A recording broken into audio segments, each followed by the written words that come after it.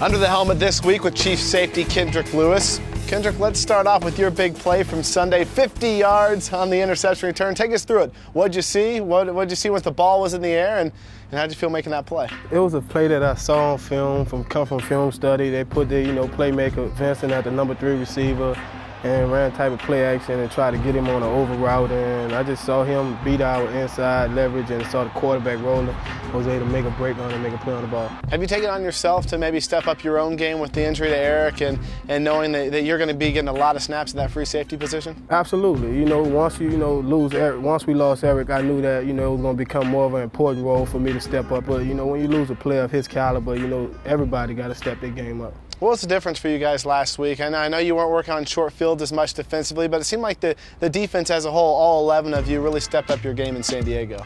It was just playing team defense. That was our goal, to all us play team defense, everybody get to the ball. I think that we did a great job from the front end, from our defensive line, who got pressure on the quarterback and was able to let the defensive backs make plays on the ball with myself and Flower getting intercepts. So I believe it was just a domino effect from the front end all the way to the back end. Hall of Fame, the preliminary nominees were announced this past week, and there's some Chiefs on that list, so it gets me thinking of guys who are already in the Hall, and of course one is your coach, Emmett Thomas. Talk about working with him and what he's brought to you as a young player. Oh man, it's just been great, man. It's just fantastic, just having a guy like that who's played the game, who's also coached it for many years, and who's been through the positions and the situations that you're trying to go to as a player. So I just try to gain as much knowledge as I can from Coach. It's just been a fun ride, just my path with these 2 years, just learning and working with him.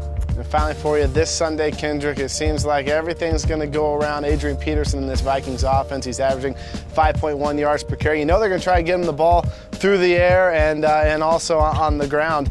How are you guys going to go about stopping this guy? Just group gang tackling, just 11 men getting to the ball. If we fly around and everybody get to the ball and just make plays when the opportunity comes, I believe that, we'll bottle him up and do real good with him. He's a good player, he's a great player, you got to give him his credit. But we come to play, we got to strap up our pads just like him. So we're just going to play our defense within the scheme of our defense, of how Coach Rack plays it and calls it, and just go out there and play ball.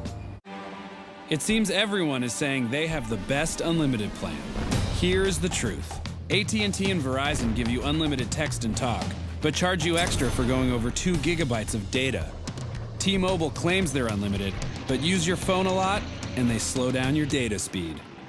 With Sprint, you don't get charged extra, you don't slow down, and you get unlimited data, text, and calling to any mobile for only $79.99.